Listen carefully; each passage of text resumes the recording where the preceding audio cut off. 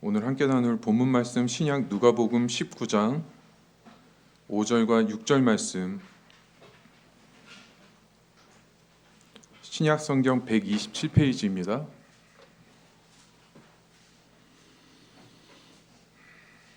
누가복음 19장 5절과 6절, 짧은 말씀 5절 6절 다 같이 한번 우리 천천히 읽어보겠습니다.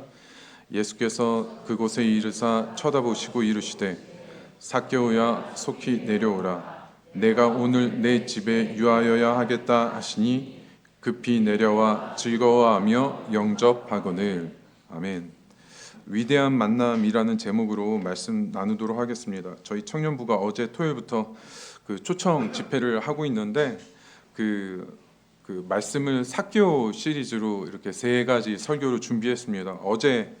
어제 설교 1절부터 4절 말씀은 위대한 사람이라는 제목으로 말씀을 나눴고, 오늘 지금 이 시간은 5절 6절 위대한 만남, 그리고 오늘 오후 저녁에 마지막 설교는 7절부터 10절 위대한 선언이라는 제목으로 그 말씀을 나누게 됩니다. 어제 말씀을 간단하게 정리하고 들어가면, 위대한 사람은 그 사람이 가지고 있는 능력이나 조건에 의해서 위대한 사람이 되는 게 아니라 하나님께서 그 사람을 부르시고 온전히 그 삶이 예수님에 의해서 새롭게 쓰여지는 그 사람이 위대한 사람이라는 말씀을 전했습니다. 삭개오는 조건으로 보면 정말 위대한 사람이 전혀 될 수 없는 사람이었는데, 하나님께서 삭개오 마음속에 그 어떤 조건으로도 만족할 수 없는 그 갈급함을 주셔서 예수님께서 삭개오를 찾아가시게 되는 거죠. 예수님이 찾아가는 그 사람이 위대한 사람이라는 의미입니다. 그리고 오늘 말씀은 드디어 위대한 만남이 이루어지는 거죠. 항상 위대한 사람에게는 늘 위대한 만남이 쫓아오게 되어 있습니다. 20세기 기독교 변증학에서 가장 큰 영향을 준 사람 한 명을 꼽으라면 C.S. 루이스입니다. 우리한테는 나니아 연대기로 너무 알려져 있고, 순전한 기독교나 영광의 무게, 이런 주옥 같은 책들이 굉장히 많습니다. 그런데 이분은 처음부터 예수님을 믿은 게 아니라 굉장히 오랫동안 무신론자로 살았던 분입니다.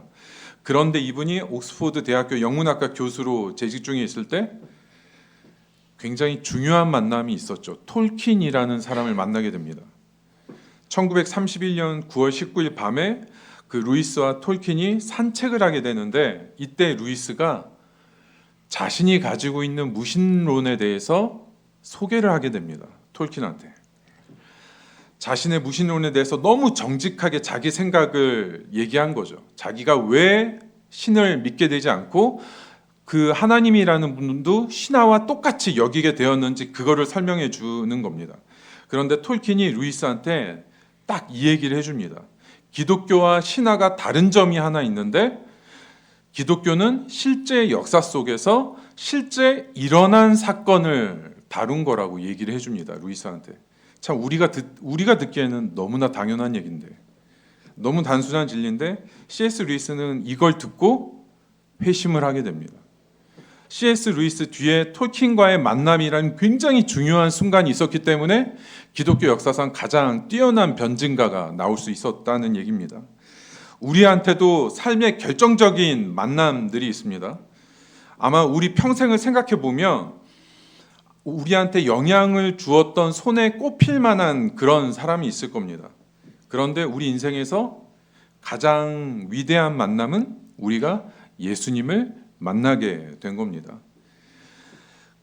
그 사람이 하나님이 부르셨다고 해서 그 사람이 위대하게 되지 않습니다. 부르심 자체가 그 사람을 만드는 게 아니라 예수님이 그 사람에게 찾아오시고 극률한 사랑과 은혜를 나타내실 때 그 안에 참된 변화와 위대한 일이 일어난다는 거죠. 오늘 말씀에 들어가기 전에 예수님과의 만남이 정말로 우리 삶에 결정적으로 정말 우리한테 소중한 순간이었는지 돌아보는 시간이 되기를 바랍니다. 그리고 여전히 지금도 예수님과의 만남이 우리 삶에서 가장 중요한 모먼트인지 하는 걸 생각해 봐야 한다는 거죠. 그 위대했던 만남이 세월과 일상 속에서 무뎌지고 있다면 오늘 예배를 통해서 그 은혜가 다시 살아나고 다시 예수님의 부르심 안으로 들어가는 그런 은혜가 있는 시간이 되기를 바랍니다. 오늘 처음 살펴볼 제목 같이 한번 읽겠습니다. 위대한 만남의 걸림돌. 본문 5절 앞부분 제가 한번 읽겠습니다. 예수께서 그곳에 이르사 쳐다보시고, 우리가 먼저 살펴볼 단어는 그곳에라는 단어입니다. 이 그곳이 어디입니까? 오늘 본문 앞에 4절을 보시면 삭개오가 돌 무화과 나무에 올라 예수님을 보려고 하던 그곳을 얘기하는 거죠. 그런데 한 번 더 생각해 본다면 예수님이 그곳에 가셨다는 그곳은 정말로 영적으로 어떤 의미를 가지고 있는 것일까요? 예수께서 그곳에 이르사, 이 그곳은 영적으로 그 어떤 현실적인 조건으로 만족할 수 없는 갈급함이 있는 그곳을 예수님께서 찾아가셨다는 겁니다. 예수님은 의도적으로 그곳을 찾아가신 겁니다. 우연히 들렸다는 게 아니죠. 왜냐하면 그 갈급함은 하나님이 삭개오 마음속에 심어놓으신 하나님의 일하심이 있기 때문입니다.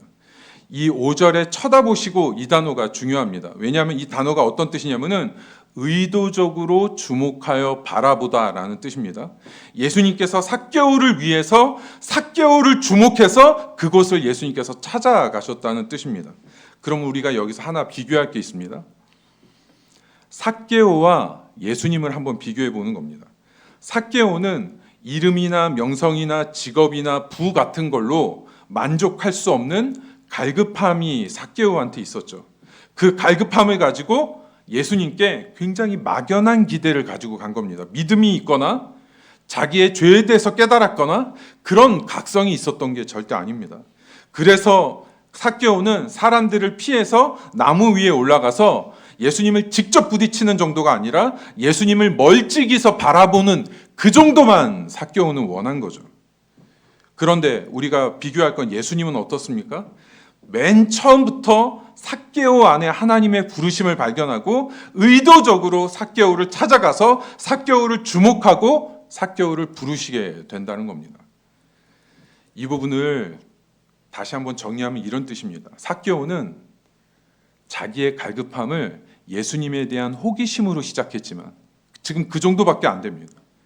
예수님은 이미 그 마음에 하나님이 심어놓으신 은혜를 알고 예수님은 큰 사랑으로 삭개오에게 다가가신 겁니다. 우리는 하나님을 너무 쉽게 오해할 때가 있습니다. 하나님이 우리를 사랑하려면 내 믿음이 커야 하고 내가 기도를 더 많이 해야 되고 내 삶이 더 하나님 앞에 완전해야 된다고 생각할 때가 있습니다. 그런데 하나님은 우리를 무작정 사랑해 주시는 분이라는 겁니다. 중요한 부분은 이 부분입니다. 우리가 하나님에 대한 왜곡이 죄가 될 수 있다는 겁니다. 왜냐하면 하나님의 성품을 왜곡하기 때문입니다. 마태복음 25장 24절에서 26절 말씀 제가 천천히 읽겠습니다. 한 달란트 받았던 자는 와서 이르되 주인이여 당신은 굳은 사람이라 심지 않은 데서 거두고 해치지 않은 데서 모으는 줄로 내가 알았으므로 두려워하여 나가서 당신의 달란트를 땅에 감추어 두었었나이다. 보소서 당신의 것을 가지셨나이다. 그 주인이 대답하여 이르되 악하고 게으른 종아 나는 심지 않은 데서 거두고 해치지 않은 데서 모으는 줄로 내가 알았느냐. 주인을 두려워해서 일하지 않고 심지 않고 달란트를 그냥 두었던 종을 주인이 뭐라고 부릅니까? 악하고 게으른 종아. 여기서 악하다는 건 왜 악한 겁니까? 수익을 내지 못해서 악하다는 게 아니라 주인을 왜곡했기 때문입니다. 게으르다는 건 어떤 의미입니까? 믿음으로 심고 믿음으로 구하지 않은 게으름을 얘기하는 겁니다. 우리가 하나님을 왜곡해서 하나님을 비틀어서 생각하는 게 죄가 되는 이유는 우리가 하나님을 왜곡할 때 하나님을 몰라서 왜곡하는 게 아니라 하나님을 알고 있는데 하나님을 왜곡해야만 믿음이 없고 사랑이 없는 자기 자신을 보호하기가 쉽기 때문입니다.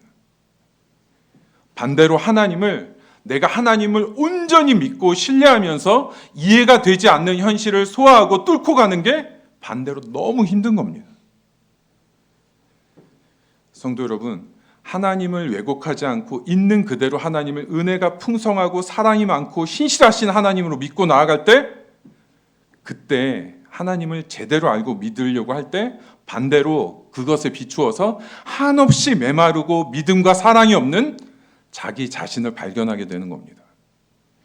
그 부분을 직면하지 못할 때 하나님을 왜곡하는 걸 택한다는 겁니다. 그 레리 크랩이라는 기독교 상담 전문가가 있는데 이분이 쓰신 책 중에 하나님을 신뢰한다는 것이라는 책이 있습니다.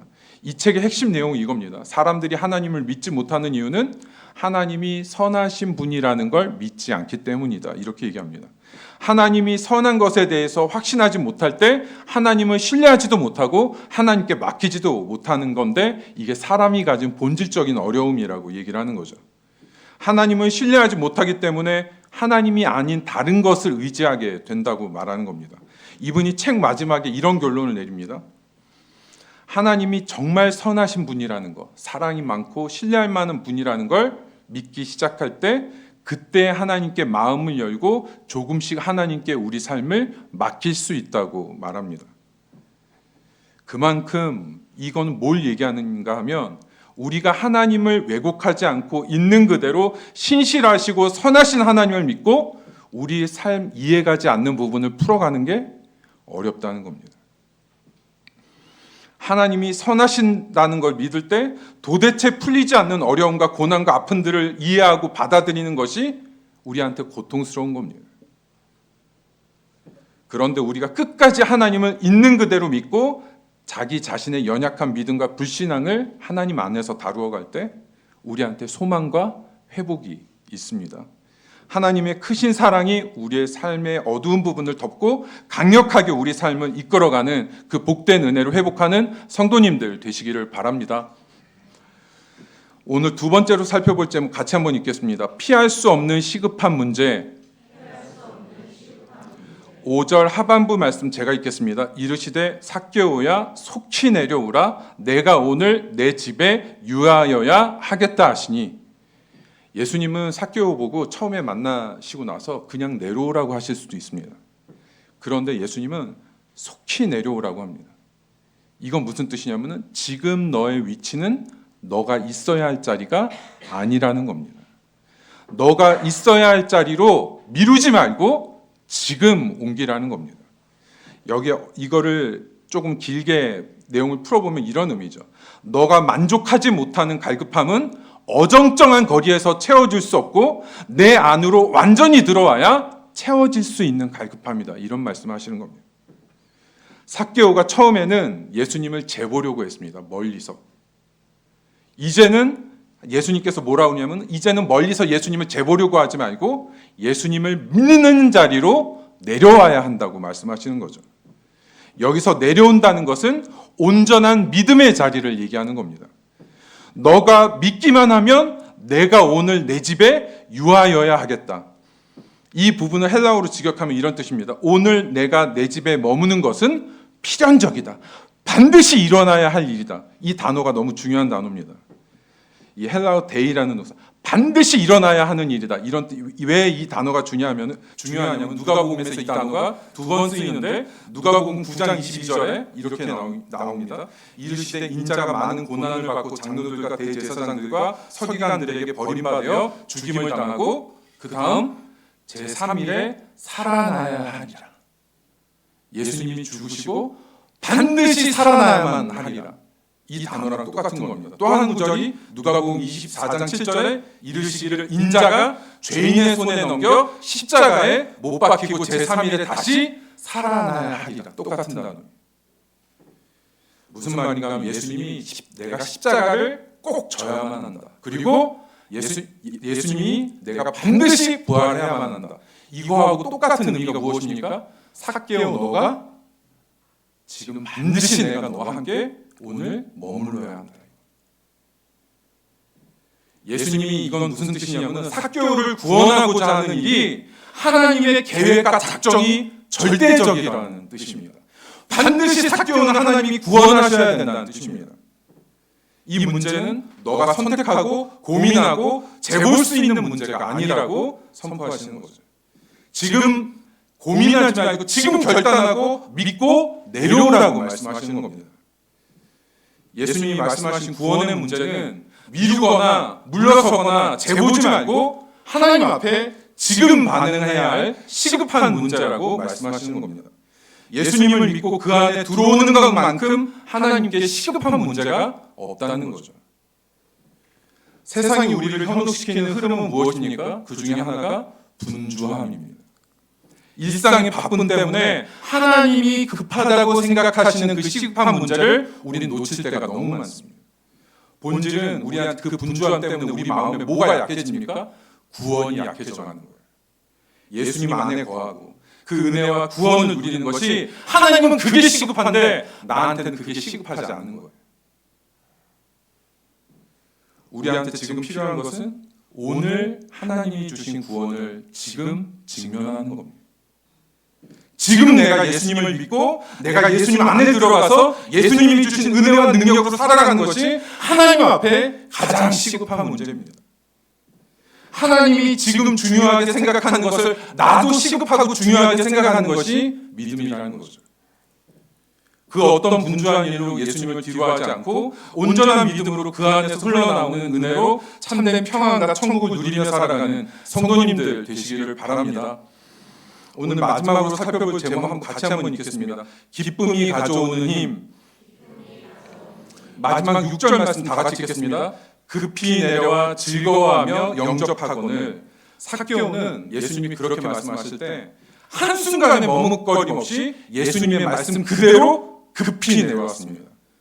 어떻게 그럴 수 있었습니까? 그것은 예수님께서 삭개오를 바라보실 때, 바라보시면서 삭개오의 이름을 부르셨을 때 삭개오는 그 안에서 예수님이 자신을 용서하시고 사랑해 주시는 것을 분명히 알았습니다.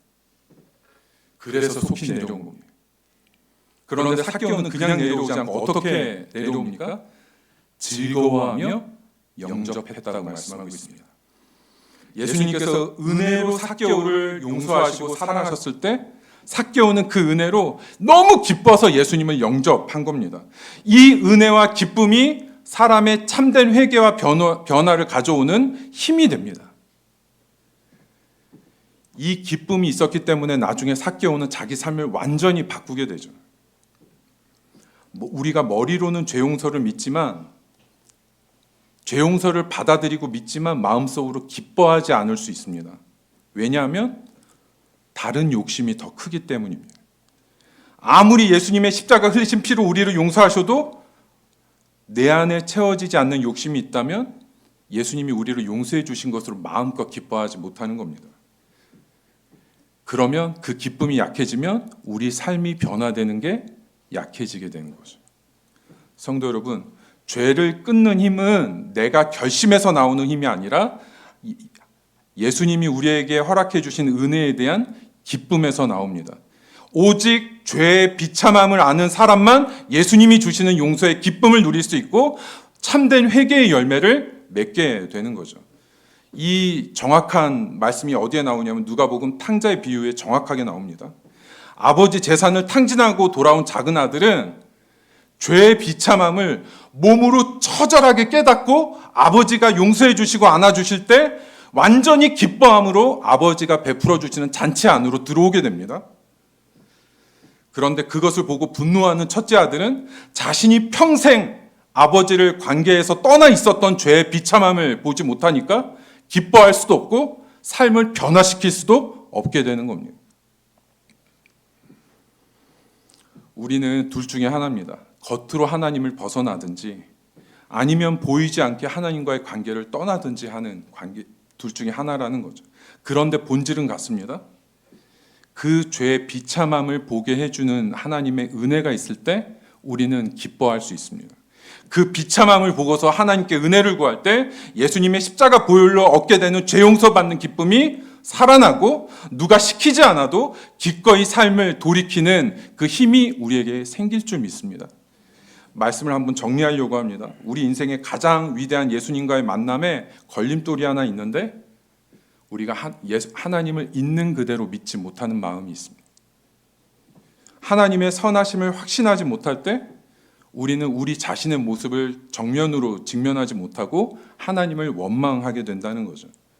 하나님을 온전히 신뢰하고 우리의 연약함을 정직하게 다루어 갈 때 예수님을 인격적으로 만날 수 있습니다. 그러면 이제 우리는 지금 우리의 구원을 직면할 수 있게 되는 거죠. 예수님을 믿고 그 안에 거하는 것은 하나님께 가장 시급한 문제입니다. 그 시급한 문제가 우리의 시급함이 되어야 된다는 거죠. 마지막으로 하나님 앞에 죄의 비참함을 볼 수 있는 은혜를 구하고 우리가 진정으로 용서와 은혜를 기뻐할 때 진짜로 삶이 돌이켜지는 삶의 열매를 가지고 하나님께 나아가게 되는 겁니다. 이 모든 것이 예수님과의 위대한 만남을 통해서 이루어지게 되는 거죠. 오늘 예배를 통해서 다시 예수님과의 만남이 우리 안에서 생생하게 살아나고 믿음으로 반응하고 하나님이 인격적으로 이끄시는 구원의 길 한가운데 들어와서 예수님이 주시는 모든 축복과 은혜를 누리는 성도님들 되시기를 바랍니다. 오늘 예배